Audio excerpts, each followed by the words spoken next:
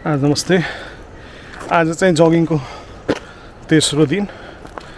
यसो 92 KG weight छ अहिले अनि च्यालेन्ज छ वेट घटाउने है।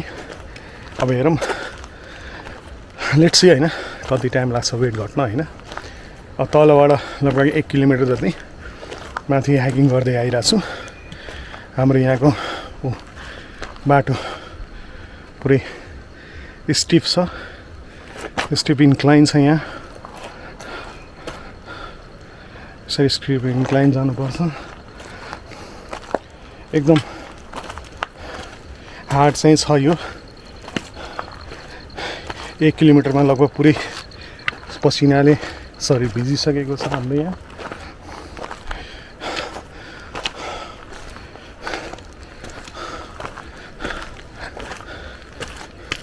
बाटो चाहिँ हाम्रो यस्तो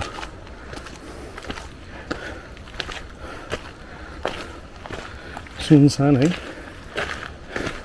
हाम्रो यो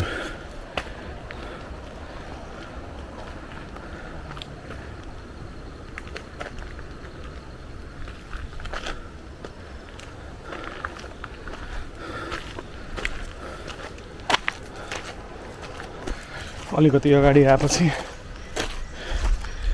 यस्तो बिहानको 8 बजिरहेछ। हिँड्ने बाटो यस्तो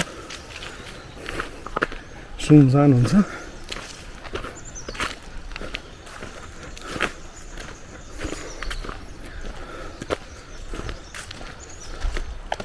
मलाई हिँड्दै जानुपर्ने गन्तव्य भनेको म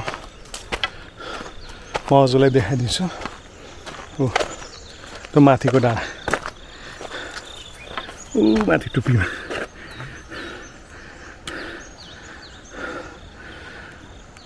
तलपट्टि गाउँ छ। गाउँको दृश्यमा माथिबाट देखाउँछु होला। माथि डाँडा टुप्पीमा जानुपर्ने।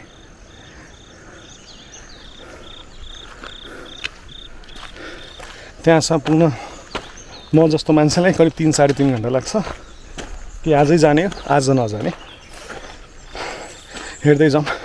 एक न एक दिन त्यहाँ पुगिन्छ भन्ने आशले बिस्तारै बिस्तारै जगिङको प्र्याक्टिस गर्दैछु। बाटो चाहिँ यस्तै छ। आज चाहिँ हाम्रो तेस्रो दिन जगिङको।